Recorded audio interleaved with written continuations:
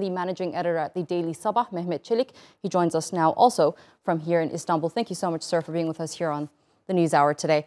Now, this is only the second round of shipments that have been dispatched from Ukraine, so it might be a bit early to tell whether or not the two countries, being Russia and Ukraine, will cooperate with each other in the long run. However, Ukraine has called for the deal to be extended so that other products like metals could also be exported from those ports. Can we see that happen? It is a little early to predict that at the moment, but from what we see right now with the success of the grain deal, though it is very early to predict, I think this could lay a very good ground for the future deals, be it with regards to Ukraine, the metals, or actually a lasting ceasefire. Now, in the first day, we saw a Russian attack on the Odessa port. But of course, this hasn't affected the flow of the grain exports coming out of the Ukrainian ports. Now, the fact that Turkey has established a very successful mediation position between the two sides, and also it is being monitored by the UN, I think as a trustworthy mediator between Russia and Ukraine, Turkey can also facilitate some sort of grounds to expand this grain deal to other areas as well. And ultimately, the aim of this diplomatic channel is not just to limit it to a grain deal, which is, of course, strategically and also critically important for the global food security and grain prices.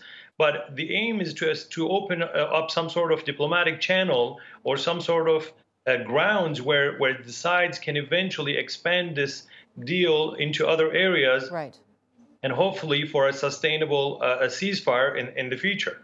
Hopefully, and Turkey, as you mentioned, has played a crucial role in getting the warring sides to come to an agreement. And it all comes down really to the relationship that Erdogan has had with his Russian and Ukrainian counterparts. Just give us some insight into the dynamic between Erdogan and Putin and Erdogan and Zelensky and how it's brought us to where we are today. Well, President Erdogan and President Putin have a very actually strong, pragmatic, and a very interest-based relationship between the two countries. They're very well aware of that.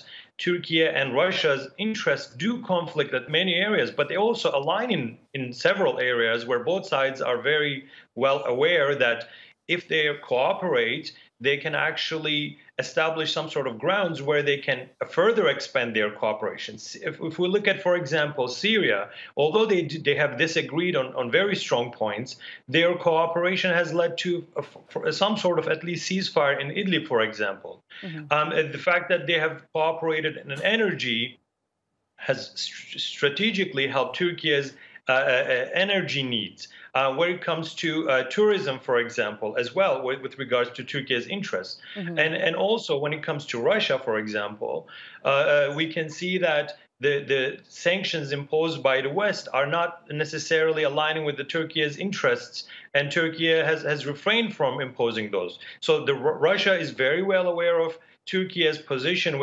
as a mediator between Russia and the West. When it comes to President Zelensky and President Erdogan, Turkey, prior to the war, they've had very strong relations. And President Erdogan's successful leadership and diplomatic style when it comes to leader-to-leader diplomacy, I think has helped establish Turkey's position between Russia and the Ukraine, and we can see that becoming fruitful with diplomacy forum in Antalya, the meeting there, right, and the Istanbul summit, and finally has been crowned with the grain deal. And I think the fact that the strength in relationship between President Erdogan and President Zelensky can open new areas of cooperation.